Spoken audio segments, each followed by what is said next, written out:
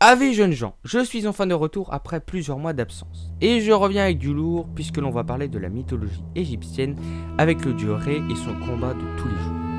Mais avant de parler de ce dernier, parlons de son voyage.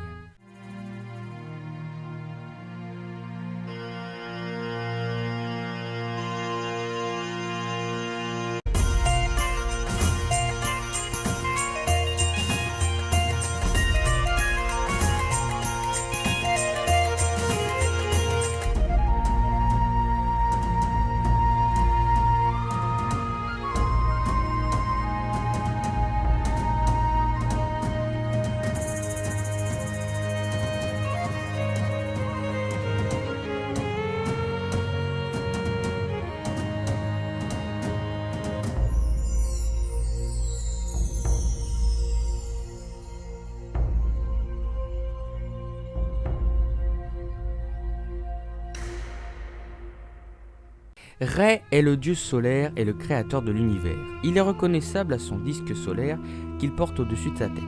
Tous les matins, la déesse Nout l'enfante. À ce moment-là, sur Terre, les hommes ne voient qu'un astre qui représente son œil.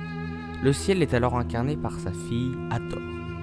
Le matin donc, Ré naît sous la forme d'un dieu à la tête de scarabée appelé Khépri. Il navigue avec une barque matinale nommée Barque Adet. Il y restera à naviguer jusqu'à midi.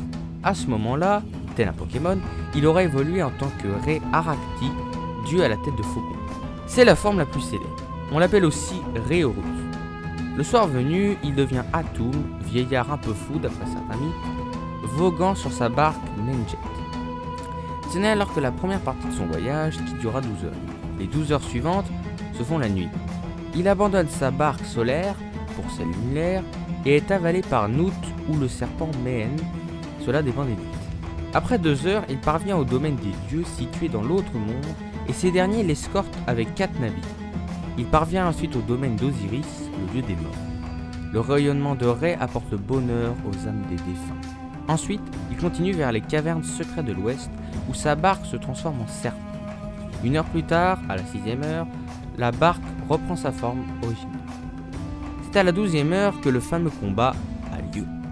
Un serpent prénommé Apophis s'attaque à Ré alors qu'il navigue sur Noun, dieu représentant les océans, afin de mettre fin au processus de la création.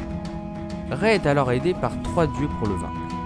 Seth, qui défend la barque à l'aide d'un harpon, Isis, à l'avant de la barque, qui utilise ses pouvoirs pour priver Apophis de ses sens et ainsi le désorienter.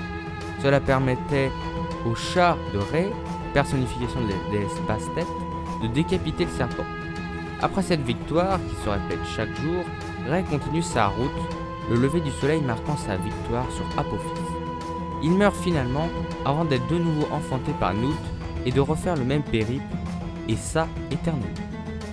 Petite anecdote pour terminer, les Égyptiens avaient trouvé pour explication des éclipses solaires le fait que cela montrerait une défaite momentanée de Ré. D'ailleurs, si ce dernier venait à tomber de sa barque, cela arrêterait le processus de régénération, provoquant la mort du soleil et la fin du monde. Voilà, c'est tout pour cet épisode, j'espère qu'il vous aura plu. N'hésitez pas à liker, partager et commenter la vidéo. Moi je vous dis à la prochaine, et pas dans 8 mois, ne vous inquiétez pas. Allez.